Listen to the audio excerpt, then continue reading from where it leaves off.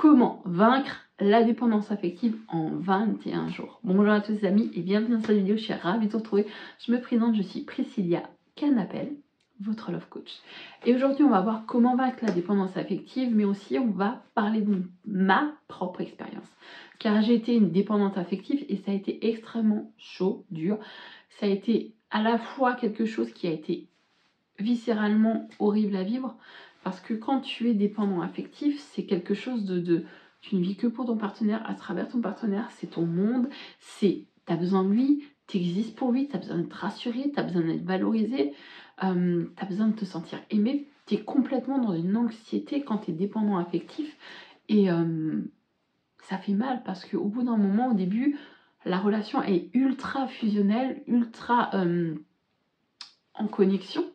Et au fil du temps, en fait, l'autre, ce qui va se passer, c'est qu'il va avoir une sensation de ne pas pouvoir te rendre l'amour que tu lui donnes. Parce que quand tu es dépendant affectif, tu donnes en fait une sensation et un amour colossal à ton partenaire. Et au fil du temps, lui, il va se sentir étouffé, et vraiment étouffé.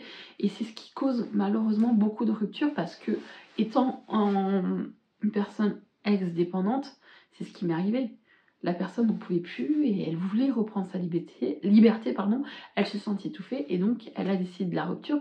Et d'ailleurs, je lui en remercie, parce que grâce à cette rupture, ça m'a permis en fait de faire ce que je fais aujourd'hui, mais aussi de prendre conscience que l'amour ne devenait pas quelque chose d'obsessionnel, ne devait pas être quelque chose où je ne vis que pour lui, à travers lui, je m'oublie, j'oublie ma vie de côté.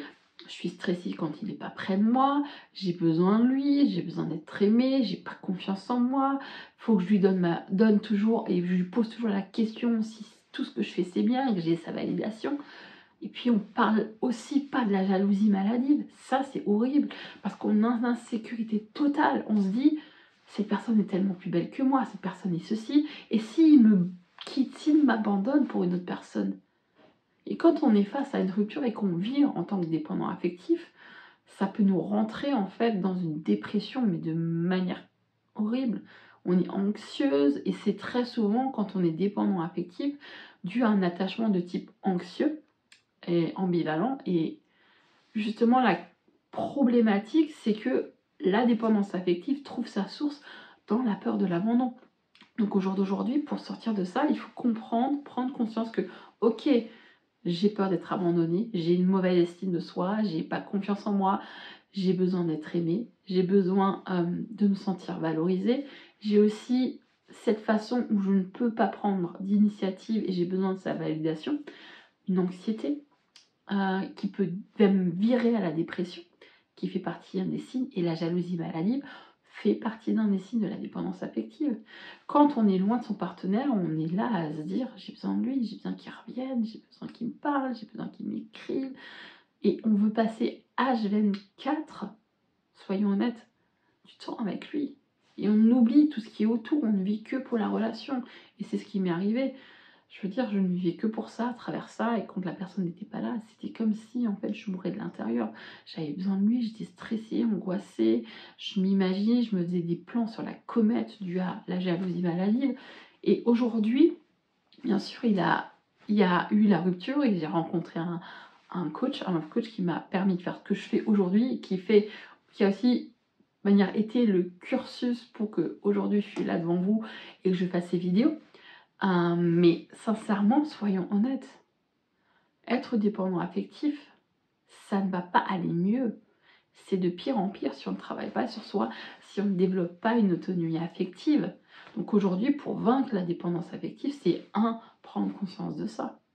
Et si vous voulez aussi en savoir plus et m'encourager pour évoluer positivement, je vous invite à vous abonner, à liker cette vidéo et à laisser un commentaire si vous aussi vous avez ces sentiments, ces émotions, cette anxiété, cette jalousie, cette peur d'être abandonné ou d'être rejeté. Et justement, là est le problème. Pour pouvoir sortir de ça et travailler, commencer à faire un travail en 21 jours, c'est commencer par première semaine, prendre conscience en fait de comment je vais mettre un plan d'attaque en route. Tout simplement, premier jour, prise de conscience. Ok, comment je fais pour changer cet attachement et apprendre à gérer mes émotions? Ça va être important. Donc on va commencer par mettre les choses à plat. 1. Prise de conscience. 2. J'apprends à gérer mes émotions parce que très souvent, lorsqu'on est dépendant affectif, on a une anxiété. Donc, on va travailler sur son mindset, sur son anxiété à travers la méditation, les activités sportives. Et le 3e jour, on va mettre un objectif en place pour pouvoir se dire, ok, qu'est-ce que je veux, qu'est-ce que je ne veux plus.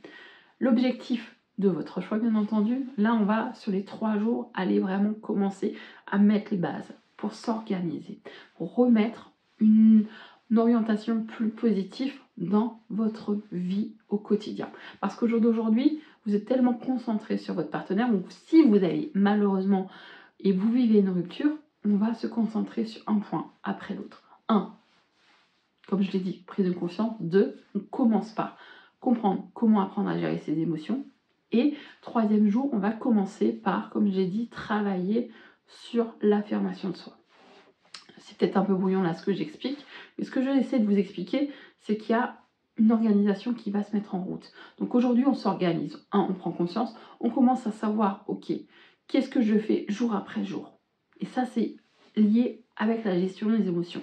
Premier jour, et tous les jours, on va s'organiser, on va planifier ces journées pour tout simplement avoir une direction, vraiment une ligne de mire très précise. Parce que si vous vous laissez des échappatoires, si vous vous laissez un moyen de glander, parce qu'on sait très bien que le cerveau est feignant humain, le cerveau humain est feignant, quelque chose de magnifique, on va commencer par se dire, ok, là je planifie mes journées. Quel est mon objectif? Je vais mettre 3 objectifs en place que je vais essayer d'atteindre dans les prochains mois et permettre dans les 21 jours commencer en fait à me sentir mieux.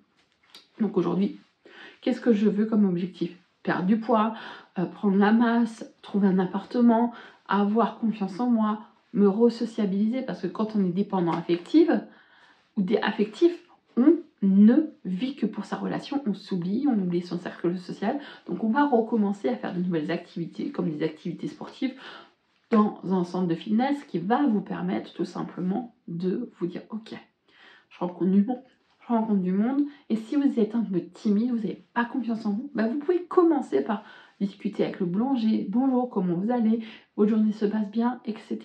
Avec la caissière, faire des sourires, parce que justement, de vraiment véhiculer une énergie positive, faire des sourires, et d'avoir des personnes qui vous renvoient un sourire, va vous permettre en fait d'échanger une énergie et une attraction positive. Donc aujourd'hui, on prend le temps de travailler sur les fondations, sur sa journée, sur comment apprendre à gérer ses émotions, les 3 premiers jours. Donc aujourd'hui, lundi, on va dire, un exemple, vous allez commencer par, ok, je suis dans une salle de sport, bah, reprendre un peu de sport, et incorporer la méditation. La méditation, justement, va vous aider à gérer, ou la cohérence cardiaque, vos émotions, inspirer, expirer. La méditation sur le lâcher-prise, sur la gestion des émotions. Mais ce qui va aussi être très intéressant, et c'est une chose que je donne en coaching, c'est la thérapie par l'écrit. Aujourd'hui, premier jour, on va écrire dans son journal, pendant tout le long de votre vie, comment je me sens. Je me sens en colère, je me sens anxieuse. Pourquoi je suis anxieuse? Parce qu'il m'a abandonnée, parce que je ne me sens pas à l'aise, parce que j'ai pas confiance en moi. D'écrire ce que vous ressentez au fond de vous, plutôt que de les ruminer dans votre esprit, va vous permettre aussi par la suite de lâcher prise. Donc au jour d'aujourd'hui, c'est important, la thérapie par l'écrit, la méditation pour apprendre à gérer vos émotions. Le sport pour évacuer les émotions négatives. Que ce soit finesse, que ce soit aller juste marcher, justement, prendre de l'air, de l'oxygène pour ne pas rester cloîtré chez vous, c'est d'une importance capitale. Donc au jour d'aujourd'hui, la vérité, c'est qu'on prend le temps de comprendre, ok, je ne veux plus ça, je veux ça, comment je sors, comment je fais aussi pour avoir confiance en moi. Le 4e jour, on va commencer par travailler sur l'état d'esprit. Donc on va faire des affirmations positives, on va se regarder devant le miroir, on va se répéter, je suis beau, je suis une belle personne, j'ai confiance en moi. Je sais que ça paraît absurde comme ça, mais croyez-moi, je l'ai fait, et je le fais tous les jours, hein. Je vais être honnête, je le fais, je me regarde dans le miroir, je me dis que je suis belle, que j'ai confiance en moi, peu importe mes kilos, peu importe les haters, peu importe ce qu'on me dit de négatif, parce que du moment où votre mindset est négatif, vous mettez une épine dans le pied. Donc on travaille sur son état d'esprit, affirmation positive le matin, avec la méditation le soir ou l'après-midi. À vous de vous organiser comme vous le souhaitez. Ce qui est important, c'est que le fait d'affirmer, de reprendre, de retravailler sur son estime de soi, au fil du temps, va vous prendre vraiment de l'énergie de manière à vous pousser vers le haut plutôt que vers le bas. Et tous ces éléments tels que la méditation, la thérapie par l'écrit, comment je me sens, pourquoi je suis en colère, essayez de gratter pour justement évacuer ce que vous ressentez, va vous permettre de vous libérer au fur et à mesure du temps. Et justement, les objectifs que vous allez mettre en place, peu importe lesquels, perte de poids, trouver un nouveau travail, un appartement, peu importe, 3 objectifs qui sont importants pour vous dans les prochains mois. Si c'est perdre du poids, on va utiliser le système de palier. 5 kg par 5 kg. Au premier abord, je veux perdre 5 kg. Premier mois, ok, c'est cool. Je perds 5 kg, mais si, et ça, je veux surtout que vous soyez et que vous appreniez aussi à travailler la bienveillance, parce qu'on ne peut pas toujours tout réussir du premier coup. Des fois, il y a des échecs, donc il faut travailler sur soi pour dire, ok, j'ai pas atteint mon objectif, mais qu'est-ce que j'ai déjà fait? J'ai perdu 8 kilos, c'est pas mal. Soyez fiers de vous. Répétez-vous que chaque réussite, même si c'est 1 kilo, même si c'est avoir un entretien pour un nouveau travail ou lancer une activité et avoir rencontré du monde, c'est important. Donc aujourd'hui, soyez bienveillants, dites-vous et vous répétez-vous que chaque réussite, même si elle est minime, que vous êtes fiers de vous et que vous le répétez tous les jours. Je suis fière de moi, j'ai atteint tel objectif, je vais aller. Et au fur et à mesure du temps, plus vous allez vous féliciter, plus vous allez vous encourager, plus votre mindset va devenir de manière plus positive et plus constructive de manière forte. Donc au jour d'aujourd'hui, c'est important d'apprendre à être bienveillant avec soi-même parce qu'on a des fois où on va se péter la gueule, on ne va pas toujours avoir une ligne de mire qui va être en haut, on ne va pas toujours avoir quelque chose qui est linéaire. Il y aura des jours où vous allez vous sentir bien, heureuse, épanouie, vous allez voir, je me sens bien, je suis confiante et machin, et d'autres jours où vous allez vous sentir au fond du gouffre. Ça fait partie du challenge, ça fait partie de ce que vous vivez, de vous dire ok, là je me sens pas très bien, c'est pas grave, je prends une petite heure pour moi.